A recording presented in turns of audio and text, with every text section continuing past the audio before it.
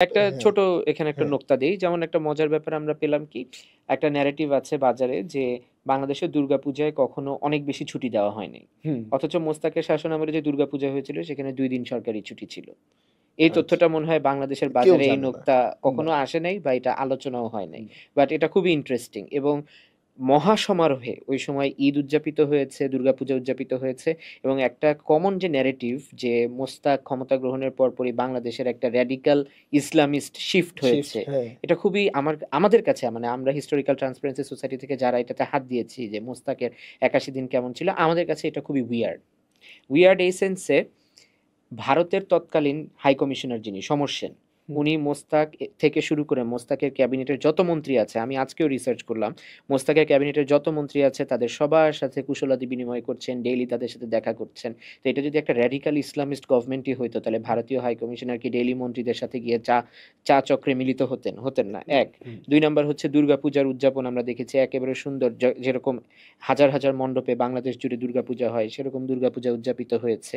কোন ধরনের বড় রকমের স সাম্প্রদায়িক সহিংসতা যেটাকে আমরা বলি, সেটা আমরা মোস্তাকের এই ক্ষুদ্র শাসনামলে দেখতে পাই নাই। সুতরাং র‍্যাডিক্যাল ইসলামিস্ট আপনি বলবেন কিনা এখানে তখন একটা প্রশ্ন থাকে। বইটা বের হওয়ার পরে বা ভিডিও যদি আমরা করি, ভিডিও আসার পরে পাঠক এবং শ্রোতা ডিসাইড করবে যে আসলে মোস্তাক গভর্নমেন্টকে সে কোন অ্যাডজেক্টিভ দিবে। না, বাংলাদেশে তো হচ্ছে র‍্যাডিক্যাল মুসলিম এই ব্যাপারগুলা কনসেপ্টটাকে দাঁড় করানো হয়েছে যে আওয়ামী লীগের যে কনসেপ্ট মুজিববাদ, সেই মুজিববাদকেই বাঙালি জাতীয়তাবাদ হিসেবে দেখানো হয়েছে এবং সেই বাঙালি জাতীয়তাবাদ অপোজ যারা করে তারা প্রত্যেকেই উগ্রপন্থী, প্রত্যেকেই মৌলবাদী বা প্রত্যেকটা আইডিওলজি উগ্রপন্থীদের আইডিয়া। শুধুমাত্র বাঙালি জাতীয়তাবাদ, মুজিববাদের ধারণা এটাই হচ্ছে একমাত্র প্রো মানে লিবারেল কনসেপ্ট। এইভাবেই তো আওয়ামী লীগ আশ্চর্য! ন্যারেটিভটা এই সোসাইটিতে এস্টাবলিশ করছে এবং যেটা দেখলাম যে মানে ধর্ম পালনের স্বাধীনতা, এটার তো সবচেয়ে বড় এক্সাম্পল হচ্ছে তারা হচ্ছে মহাসমারোহে উৎসব করতেছে। ঠিক আছে? এবং তারা হচ্ছে ওইখানে ২ দিন ছুটি পাচ্ছে। তার মানে গভর্নমেন্ট তো হচ্ছে ওই গ্রুপটাকে বা অ্যাকোমোডেট সোসাইটির করতে ওই চাচ্ছে। মানুষগুলাকে তো অ্যাকোমোডেট করতেছে। তো এই যে বিগত ১৫ বছরেও আমরা হচ্ছে এই বাঙালি জাতীয়তাবাদের ফরমেশনে দেখছি কিভাবে আমাদেরকে অপ্রেসড করা হইছে।